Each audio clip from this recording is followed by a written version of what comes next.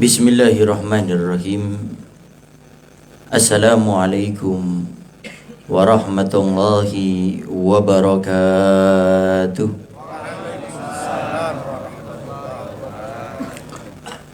Alhamdulillah. Alhamdulillahi rabbil alamin.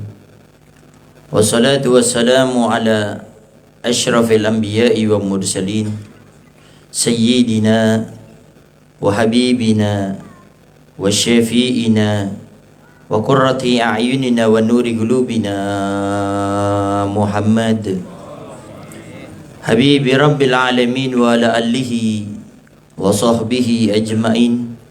Allahumma salli wa sallim ala sayyidina Muhammad tibbil qulub wa dawaiha wa afiyatil abdani wa shifaiha wa nuril absari wa diyaiha wa qutil arwah wa gidaiha wa ala alihi wa sahbihi wa sallim.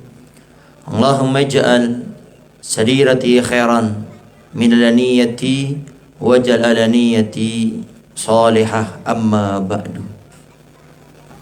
Al-mukarram wal-muhtaram yang sama-sama kita muliakan dan kita hormati selalu, para alim, para ulama, para asatidah, penyambung lisan sekaligus penerus perjuangan Nabi kita Muhammad sallallahu alaihi wa alihi wasallam, yang kita doakan selalu mudah-mudahan para ustadz, para kiai, para ulama, para habaib kita diberikan panjang umur oleh Allah dalam keadaan sehat wal afiyah. Allah subhanahu wa ta'ala berikan kemudahan kepada beliau, baik itu urusan dunia maupun urusan akhiratnya. Allah subhanahu wa ta'ala jauhkan beliau-beliau semuanya daripada fitnah yang terjadi di akhir zaman ini, insyaallah. Amin. Amin ya rabbal. Dan juga tidak mengurangi rasa hormat kami kepada segenap para sepuh, para tokoh masyarakat, para ustadz, para kiai, wabil khusus kepada Ustadz Muslih dan juga Ustadz Amin, dan juga segenap aparat pemerintahan desa, wabil khusus kepada Pak RT dan juga Pak RW, dan juga segenap jajarannya, dan juga segenap para orang tua kami, para bapak dan juga ibu-ibu, para hadirin wal hadirat, wabil khusus kepada segenap warga Cisampih yang alhamdulillah setiap sebulan sekali selalu mengadakan acara di malam Ahad yang kedua, yaitu bersalawat kepada Nabi kita Muhammad sallallahu alaihi wasallam. Maka mudah-mudahan dengan keistiqomahan ini, dengan kebaikan ini, mudah-mudahan menjadi sebab yaitu Cisampih umumnya juga Windo Haji selalu dijaga oleh Allah Subhanahu wa taala daripada seluruh musibah, bencana, wabah, penyakit yang saat ini sedang Allah turunkan. Mudah-mudahan dengan keberkahan acara-acara seperti ini, diri kita, keluarga kita, desa kita, mudah-mudahan selalu dijaga oleh Allah Subhanahu wa taala. Amin. Amin ya rabbal alamin. Para hadirin wal hadirat yang dimuliakan oleh Allah Subhanahu wa taala, alhamdulillah. Pada malam hari ini kita masih bisa berkumpul dalam acara rutinitas bersolawat Cisampih setiap malam Ahad kedua. Maka mudah-mudahan sekali lagi ini bisa menjadi penyebab kita semuanya dicabut oleh Allah Subhanahu wa taala dalam keadaan husnul khatimah, dalam keadaan ibadah, dalam keadaan diridhai oleh Allah Subhanahu wa taala. Apalagi sekarang kita berada di bulan Rajab. Sedikit kita bicara bulan Rajab terlebih dahulu sebelum kita akan masuk apa yang akan kita sampaikan. Bulan Rajab ini bulan yang istimewa, bulan yang sangat luar biasa. Kenapa bulan Rajab dinamakan bulan yang istimewa dan luar biasa? Karena Allah Subhanahu wa taala sudah berfirman dalam Al-Quran menyebutkan bagaimana istimewanya bulan Rajab ini, yang dijelaskan oleh para ulama. Allah Subhanahu wa taala berfirman, "Inna iddatasy syuhuri indallah 12 syahran fi kitabillah minha arba'atun hurum." Allah Subhanahu wa taala sudah menegaskan bahwasannya di bulan-bulan Allah itu ada 12. Dan di antara 12 itu ada 4 bulan hurum, 4 bulan haram. Dinamakan 4 bulan haram ini ada dua pendapat para ulama. Yang pertama mengatakan karena di zaman dulu, di zaman orang-orang kafir Quraisy dulu, Kalau sudah masuk 4 bulan ini, mereka nggak mau berperang. Kalau dulu itu, kalau istilah sekarang ini senggol bacok. Dari dulu itu sudah ada.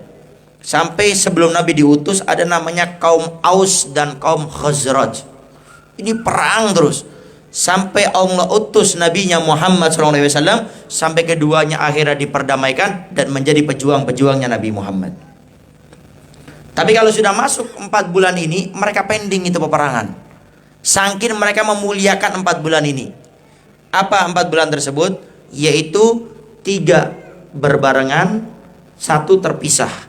3 berbarengan adalah Dzulqa'dah, Dzulhijjah, Muharram, 1 terpisah namanya Rajab. Sehingga jangan lupa, jangan kita memuliakan Rajab dengan ibadah, istighfar, bertobat, macam-macamnya, tapi tadi bulan Dzulqa'dah lupa. Bulan Dzulhijjah lupa, bulan Muharram lupa. Ini orang semangat kalau di bulan Rajab. Coba lihat di bulan Dzulqa'dah. Kadang-kadang tidak begitu semangat sebagaimana di bulan Rajab. Semangatkan semuanya karena ini 4 bulan istimewa semuanya. Sehingga di dalamnya kita sangat dianjurkan memperbanyak ibadah. Sangat dianjurkan apapun itu, pokoknya ibadah dianjurkan. Baik dari puasa, baik daripada dzikir, baik daripada istighfar, baik itu bertobat, bersedekah, bersilaturahmi, semuanya itu dianjurkan. Sehingga banyak orang bertanya, Habib, amalan apa yang harus dilakukan Ustadz di bulan Rajab? Jawabannya adalah setiap amalan yang dianjurkan dilakukan di luar bulan Rajab, di bulan Rajab lebih sangat dianjurkan lagi untuk diamalkan. Jadi ini poinnya yang harus diingat. Jadi segala macam amalan kebaikan di luar bulan Rajab itu yang dianjurkan, maka tatkala masuk bulan Rajab lebih sangat dianjurkan lagi. Kenapa? Ini bulan hurum. Bahkan pendapat yang kedua mengatakan dinamakan bulan hurum karena di bulan ini orang yang beribadah akan dilipat gandakan pahalanya oleh Allah Subhanahu wa taala. Kenapa? Saking sangat dianjurkannya. Tapi hati-hati, berbuat dosa di bulan ini pun dosanya bisa dilipat gandakan oleh Allah Subhanahu wa taala. Sehingga di bulan Rajab ini kita sangat dianjurkan untuk memperbanyak ibadah. Tapi berbicara masalah puasa di bulan Rajab, ada beberapa juga yang bertanya, Ustaz Habib, kalau puasa di bulan Rajab bagaimana hukumnya? Boleh, kaidahnya tadi. Puasa di luar bulan Rajab, boleh enggak? Bagus enggak? Bagus. Maka masuk bulan Rajab, maka lebih sangat bagus. Maka puasa enggak apa-apa. Tapi memang ada 2 kubu ekstrim tentang orang yang berpuasa di bulan Rajab. Ada 2 pendapat kubu ekstrim. Kubu ekstrim yang pertama mengatakan orang puasa di bulan Rajab pahalanya sangat besar sekali. Jadi sampai berlebihan, sampai membawa hadis-hadis palsu atau maudhu. Jadi hadis itu ada beberapa tingkatannya. Di antaranya ada hadis namanya maudhu, hadis palsu, karangan manusia, bukan dari Nabi.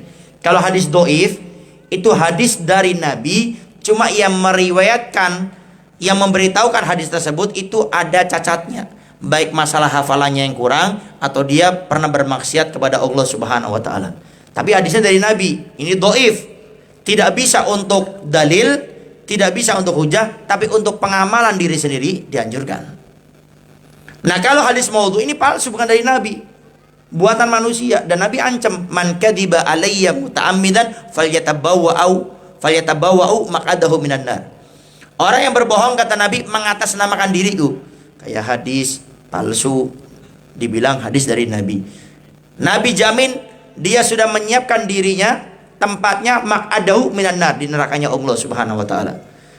Sehingga jangan heran ada orang yang mengatakan puasa di bulan Rajab kalau hari pertama 80 tahun pahalanya. Seperti ibadah 80 tahun. Kalau 3 hari berturut, enggak tahu berapa itu. Kemarin saya Al-Fakir sempat dapat 700 tahun atau berapa. Ini hadis maudhu palsu. Sehingga tidak usah pakai hadis ini. Pokoknya segala sesuatu yang dianjurkan dilakukan di luar bulan Rajab, masuk bulan Rajab lebih sangat dianjurkan lagi. Selesai. Kubu ekstrim yang kedua mengatakan tidak boleh puasa di bulan Rajab. Mengkhususkan puasa di bulan Rajab tidak boleh. Puasa nggak ada yang dikhususkan. Puasa itu ibadah. Sehingga tidak ada istilah mengkhususkan itu, tidak ada. Pokoknya saya masuk bulan Rajab ya saya pengen ibadah. Di antara ibadah namanya puasa, sehingga diperbolehkan. Imam Munasyafi mengatakan puasa yang tidak boleh cuma 5 waktu saja. Yang lainnya boleh. 5 waktu ini yang nggak boleh puasa. 1 puasa di hari Idul Fitri, 2 puasa di hari Idul Adha, 3, 4, 5 puasa di hari Tasyrik. 3 hari itu 11, 12, 13 Dzul Hijjah. Selebihnya boleh, tidak menjadi masalah. Puasa hari Jumat makruh kalau tidak digabung dengan puasa yang sebelum atau setelahnya, bukan haram. Jadi yang mutlak haram itu cuma 5 tadi. Sehingga bulan Rajab puasa maka boleh. Nah, sehingga hati-hati, ada 2 kubu ekstrim. Yang pertama berlebih-lebihan, yang kedua melarang. Sehingga kita yang tengah-tengah, kita cukup puasa saja, ibadah pahalanya kita serahkan sama Allah. Pokoknya kita fokus beribadah di bulan Rajab. Makanya di bulan Rajab itu Nabi sampai berdoa, Allahumma barik lana fi Rajab wa Sya'ban wa ballighna Ramadan. Nabi sampai minta, ya Allah berikan kami keberkahan di bulan Rajab dan Sya'ban. Keberkahan didapat dari mana? Dari ibadah. Sehingga sangat dianjurkan untuk beribadah. Bahkan tanda-tanda, kata para ulama yang saya pernah dengar, tanda-tanda orang akan memuliakan bulan Sya'ban kalau dia bisa memuliakan bulan Rajab. Orang yang bisa memuliakan artinya ibadah maksimal di bulan Ramadan, orang yang bisa maksimal ibadah di bulan Sya'ban. Sehingga kalau kita bulan Sya'ban pengen maksimal ibadahnya, yuk bulan Rajab saat ini kita maksimalkan ibadah. Insya Allah di bulan Sya'ban kita akan semangat. Pengen Ramadan semangat ibadahnya, bukan cuma baca Quran, semuanya. Maka semangatlah beribadah di bulan Sya'ban. Karena bulan Sya'ban ini kata Nabi bulan yang suka dilalaikan sama umatku. Karena diapit dengan 2 bulan yang istimewa, bulan Rajab dan bulan Ramadan. Sehingga bulan Rajab gaspol, ibadahnya luar biasa. Sya'ban berhenti sejenak di terminal bulan Sya'ban, istirahat. Ramadan gaspol lagi. Sampai dikatakan tidak pernah Nabi berpuasa lebih banyak daripada bulan Sya'ban. Saking Nabi ingin mengingatkan begitu istimewanya bulan Sya'ban, jangan dilupakan. Kemudian amalan dikirnya apa saja boleh. Mungkin Bapak Ibu sudah dapat ya, banyak macam-macam. Udah tinggal diamalkan, tidak apa-apa. Yang penting tidak bertentangan dengan syariat Nabi Muhammad SAW. Baca, serah. Cuma yang Al-Faqir sering baca di pondok pesantren Darul Dakwah Bangil Pasuruan, dan ini juga banyak ulama kita yang memberitahu, baca Rabbik firli warhamni watub alayya. Itu baca 70 kali habis sholat fardu. Rabbik firli warhamni watub alayya. Rabbik firli, ya Allah ampuni aku. Warhamni, berikan aku kasih sayangmu. Watub alayya, dan berikan pintu tobatmu kepada kami. Nah, itu dibaca 70 kali. Cuma selebihnya apa saja boleh. Mau astaghfirullahaladzim boleh, mau alhamdulillah boleh, Allahu akbar boleh, la ilaha boleh. Yang penting memperbanyak ibadah. Jelas ya? Ini bulan Rajab, sehingga dimaksimalkan untuk memperbanyak ibadah. Insya Allah kalau kita maksimal di bulan Rajab, nggak usah khawatir. Bulan Sya'ban insya Allah akan semangat. Bulan Sya'ban semangat, insya Allah bulan Ramadan semangat. Kan ada orang di bulan Ramadan itu wah nggak ada urusan, pokoknya harus hatam. Walaupun kadang-kadang baca Quran habis subuh baca sampai kerja ngantuk-ngantuk. Hati-hati, haram gitu ya. Gara-gara baca Quran akhirnya kerjanya jadi males. Kalau kerja kan wajib, takkan kontrak, ada gaji, harus kerja maksimal. Ditanya, kenapa Kang kok ibadah apa kerjanya jadi males, ngantuk-ngantukan? Tadi habis subuh baca Quran, hampir saya baca 2 juz tadi, sehingga maaf ya agak ngantuk. Nah, itu tidak boleh, haram gitu. Sama puasa sunnah, tapi gara-gara puasa sunnah seorang istri, gara-gara puasa sunnah ngelayani suaminya kurang, buat teh, bang maaf ya saya nggak bisa buat teh, buat kopi. Kenapa deh? Lagi puasa, beli di warung depan aja. Haram hukumnya puasa sunnahnya itu. Baca Quran semangat luar biasa, tapi kerja yang sudah digaji, tekan kontrak jelas semua gajinya, kok malas, maka itu haram hukumnya. Sehingga jadilah orang yang tetap beribadah, tapi jangan dijadikan alasan ibadah. Tetap ibadah, tapi jangan jadikan ibadah sebagai alasan. Para hadirin wal hadirat yang dimuliakan oleh Allah Subhanahu wa taala, sedikit kita berbicara tentang bagaimana sih cara membentuk lingkungan yang baik. Bagaimana cara membentuk lingkungan yang baik. Ini Al-Faqir saya tadi ngisi di Cirebon itu. Asar kalau nggak salah. Ya, menjelang asar tadi. Tadi barusan ini. Ketemu Bapak Bupati memberikan sambutan di acara tersebut. Beliau bercerita, Kita sekarang ini harus berusaha membuat lingkungan yang baik, khususnya anak-anakmu muda. Karena kemarin-kemarin katanya ada kayak tadi tuh senggol bacok anak-anak SMP sama SMA. Dikira orang besar, setelah ditangkap dilihat ternyata anak SMP, satunya anak SMA. Masih muda belia. Kenapa terjadi yang seperti ini? Karena kita tidak berusaha membuat lingkungan yang baik. Makanya beliau menghimbau, tolong para orang tua diperhatikan. Kalau anaknya sekolah kok pulangnya lama, tolong ditelepon sekolahnya. Begitu juga yang di sekolah, kalau anaknya tidak masuk ke sekolah, maka wali kelasnya atau gurunya menelpon orang tuanya. Mungkin anaknya sekolah tapi nggak lurus, belok dia. Sehingga ini harus ada kerjasama yang seperti ini. Nah, sehingga lingkungan yang baik ini harus kita bentuk. Kalau pengen mendapatkan lingkungan yang baik, kalau pengen mendapatkan pemuda-pemudi yang baik, makanya kita harus lebih fokus. Jadi kita fokus membenahi masjid, bagus. Kita fokus membenahi musola, bagus. Kita fokus membenahi jalan, bagus. Tapi tolong ini anak-anak muda perhatikan. Sehebat apapun seorang ustadz, kiai, ulama, penceramah, pendakwah, ada waktunya, ada wayahna. Semua ada batasnya. Sehingga yang bakal meneruskan ini siapa? Anak-anak muda. Ini Pak Taif nih, ya, Pak RW Taif nih. Walaupun dia sudah menjabat jadi RW berapa? 1 abad sudah. 7 abad kata saya Muslim. Tetap pada saatnya beliau tua, kan tidak mungkin beliau muda terus. Kan sekarang aja ubahnya udah berapa? Saya belum hitung tapi. Itu ntar ada masanya. Ustadz Amin, Ustadz Musi, semua ada masanya. Siapa yang bakal menggantikan beliau-beliau semuanya? Ya anak-anak muda. Nah sekarang kalau anak muda kita tidak perhatikan, jangan salahkan 5-10 tahun ke depan mereka yang merusak perjuangan kita yang sudah sekian puluh tahun. Kalau sekarang kita tidak peduli dengan anak-anakmu muda. Sehingga bagaimana cara membuat lingkungan yang baik? Kita buat kegiatan-kegiatan yang positif. Lalu istiqomahkan perkara-perkara tersebut.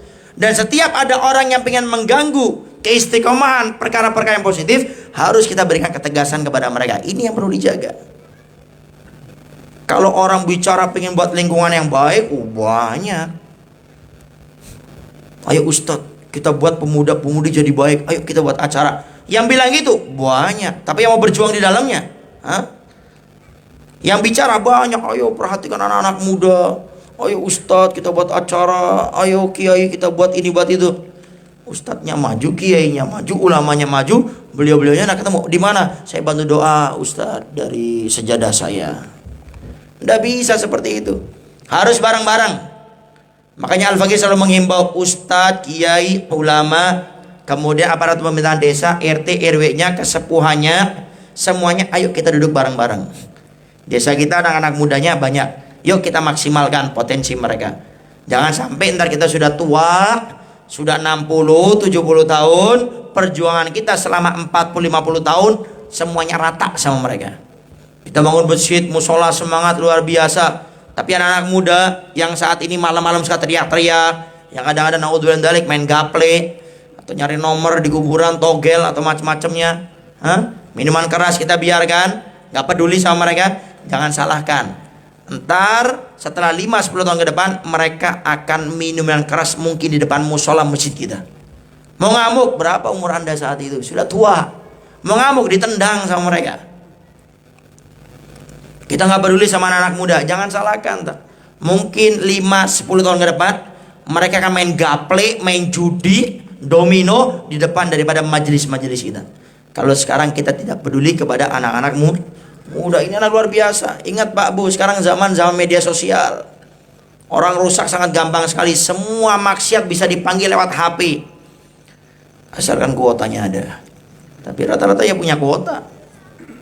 Sehingga ini betul-betul harus dibuat. Makanya Al-Faqih senang adanya acara seperti ini, sholawatan seperti ini rutin setiap bulanan. Ayo terus diistiqomahkan. Dan kalau bisa para kesepuhannya dari sekarang sudah mulai mendoktrin anak-anaknya. Nah jangan lupa ya, tolong diperjuangkan terus. Karena kita nggak tahu kita punya umur. Sekarang kita sehat, nggak tahu ntar subuh nih kita bisa bangun atau enggak. Insyaallah. Sehingga mulai saat ini yuk kita doktrin, kita berikan arahan anak-anak kita, pemuda-pemudi kita. Karena kita nggak tahu kita punya umur, tapi insya Allah umur kita ya panjang semuanya, sehat walafiat, istiqomah. Lagi bayar RW ya 150 tahun.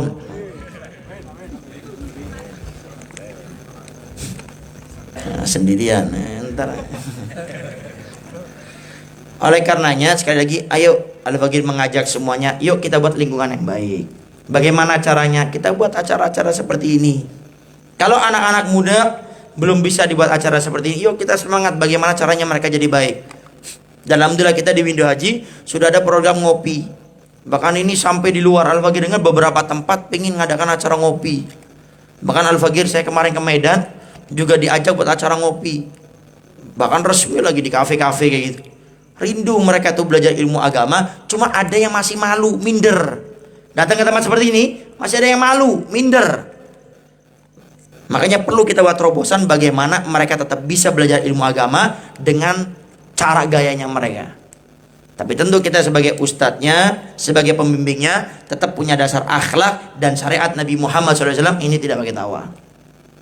Makanya alhamdulillah kita di Windu Haji ini ada 5 blok berarti ya. Ada Cisambi, kemudian kita ada Cibumur, Karanganyar, Ciketuk, Bubulak. Alhamdulillah kita sudah ada 8 tempat ngopi. Dan hampir kalau dihitung rata-rata kita ngadakan acara 2 minggu sekali. Ini Al-Faqir minta didukung semuanya. Bukan kepada Al-Faqirnya, bukan kepada saya atau ustaz-ustaz yang lainnya. Saya pingin itu, ayo kita bareng-bareng. Para orang tuanya support, dorong anaknya untuk datang ke acara ngopi. Kalau mereka masih berat, mungkin ke Malam Kemis, ke Al-Wasilah. Jangan dipaksa, nggak ada masalah. Yuk dorong ke acara ngopi. Di Cisambi kita ada ngopi setiap Ahad malam Senin keempat. Kita ada acara ngopi. Tempatnya tanya sama Pak RW Toib atau Ustadz Amin, Ustadz Muslim. Tanya tempatnya ke beliau.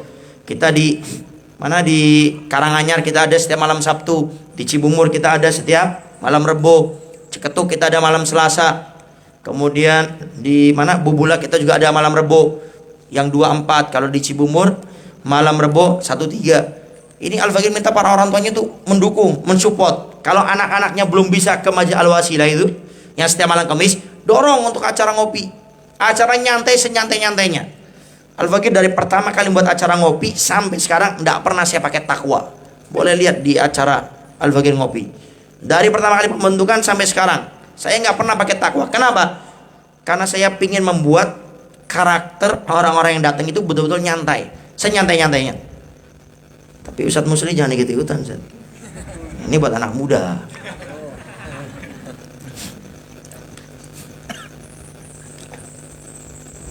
Kita buat seperti itu karena apa? Karena Al-Faqir berhusnudzon. Mungkin setelah acara ngopi yang pertama, ada mereka cerita sama teman-temannya di luar. Di Ciambi, ayo datang ngopi-ngopi. Apa ngopi itu? Ngobrol perkara iman, enak, ajib. Di Ciambi ada Ustadz Amin, Ustadz Muslim, ada sama Habib Novel. Yuk bareng-bareng kita ngopi. Acaranya resmi. Oh, resmi. Coba lihat nih, lihat video streamingnya. Oh iya ya, Ustadznya ini, Habibnya ini pakai jaket, pakai baju lengan panjang. Oh iya nyantai. Nah itu yang Al-Faqir inginkan. Sehingga Al-Faqir minta sama orang tuanya dukung, support, dorong anak-anaknya untuk bisa ikut hadir acara seperti itu. Kemudian yang kedua, setelah didukung, disupport, yuk bareng-bareng kita jaga. Gimana caranya acara ini tetap harus ada. Walaupun kita sudah meninggal dunia, gimana acara ini tetap ada. Bahkan Al-Faqir selalu menekankan mungkin ini amal jariah kita kelak di akhirat. Dengan adanya acara ngopi, anak-anak muda banyak yang ikut, banyak yang ke sana, kemudian kita meninggal dunia. Karena wasilah perantara kita buat ngopi di sana, kita memberikan fasilitas, baik itu yang dengan hartanya, baik yang dengan tenaganya, baik yang dengan pikirannya, maka yakin itu namanya amal jariah.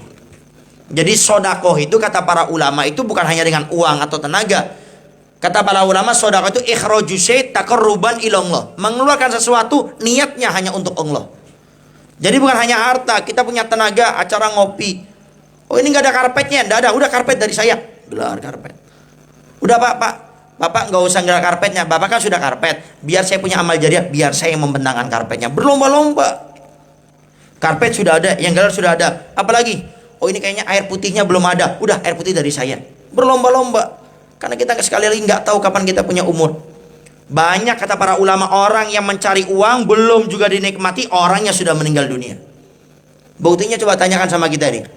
Banyak kita dapat warisan, mana itu yang memberikan warisan? Orang tua kita, kakek nenek kita, semuanya sudah meninggal dunia. Maka selama kita masih hidup, ayo perbanyak investasi akhirat. baik dengan ilmunya, dengan hartanya, dengan pangkatnya, jabatannya, tenaganya, pemikirannya, doanya. Ayo bareng-bareng. Sekali lagi kita nggak tahu kapan kita punya umur. Kalau tidak sekarang kita berjuang, mau nunggu kapan? Makanya kalau kita bangun tidur, kita disunahkan baca doa apa? Alhamdulillahilladzi ahyana ba'dama amatana wa ilaihin nusyur. Sampai kalau kita bangun tidur doanya itu, ya Allah, segala puji bagimu yang telah menghidupkan kami setelah engkau matikan kami, dan kepadamulah kami akan menghadap. Nah, sehingga mulai saat ini ayo bareng-bareng. Yang terakhir, yang kedua, setelah didukung, disupport, kemudian diistiqomahkan, kemudian yang paling penting dijaga. Kalau ada orang yang pengen ngutik-ngutik, ada orang yang pengen merusak, yuk bareng-bareng kita dudukkan orang tersebut. Kamu kenapa? Kan ini acara baik, acara bukan merugikan orang. Kenapa kok sampai ada sesuatu yang larangan atau munabah? Nah, ini yang harus kita jaga. Sehingga 3 perkara ini, ayo bareng-bareng. Cara membuat lingkungan yang baik, yang pertama adalah dengan kita mengistiqomahkan acara-acara seperti ini.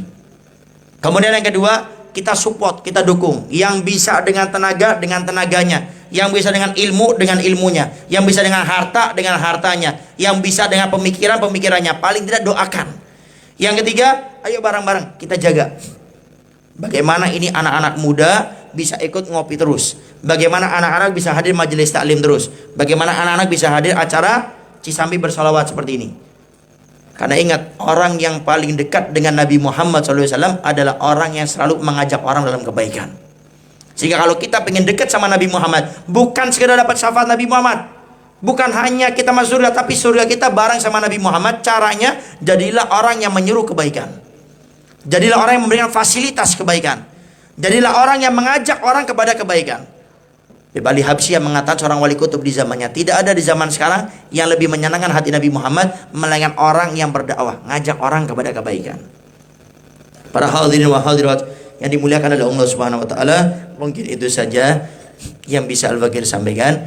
Intinya sekali lagi, ayo mumpung kita masih punya umur, diberi oleh Allah Subhanahu wa taala, manfaatkan sebaik-baiknya. Sudah banyak teman-teman kita, beberapa kerabat kita, orang tua kita yang sudah meninggal dunia. Kita juga bakal meninggal dunia. Kita tinggal tunggu absen aja.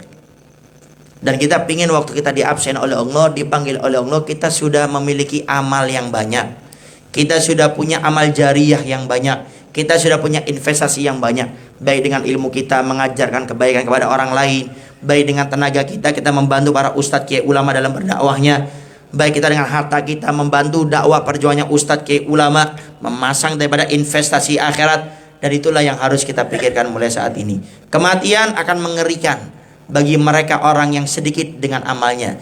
Tapi kematian akan menjadi sesuatu yang indah, pintu untuk menuju kemuliaan tatkala orang itu sudah menyiapkan dengan kebaikannya. Itu saja yang bisa Al-Fakir sampaikan. Mudah-mudahan Allah Subhanahu wa taala selalu memberikan keberkahan kepada kita semuanya. Allah istiqomahkan kita dalam kebaikan. Allah jauhkan kita daripada kejelekan. Mudah-mudahan Allah Subhanahu wa taala selalu menjadikan kita orang-orang yang rindu dengan majelis taklim, rindu dengan kebaikan, dan mudah-mudahan seluruh nikmat yang Allah berikan kepada kita mampu kita syukuri, mampu kita gunakan untuk kebaikan, dan mudah-mudahan Allah Subhanahu wa taala memasukkan kita ke surga dengan nikmat yang Allah titipkan kepada kita, baik dengan ilmu kita, harta kita, tenaga kita, doa-doa kita, dan mudah-mudahan Allah Subhanahu wa taala selalu memberikan kepada kita hati-hati yang bersih, hati yang mudah menerima nasihat, hati yang mudah mengamalkan nasihat dari siapapun yang memberikan kepada kita. Allah jauhkan kita daripada sombong, menolak kebenaran, meremehkan orang lain. Allah jauhkan kita daripada riya, berbuat kebaikan pengin dipuji, pengin disanjung, disebut namanya oleh orang lain.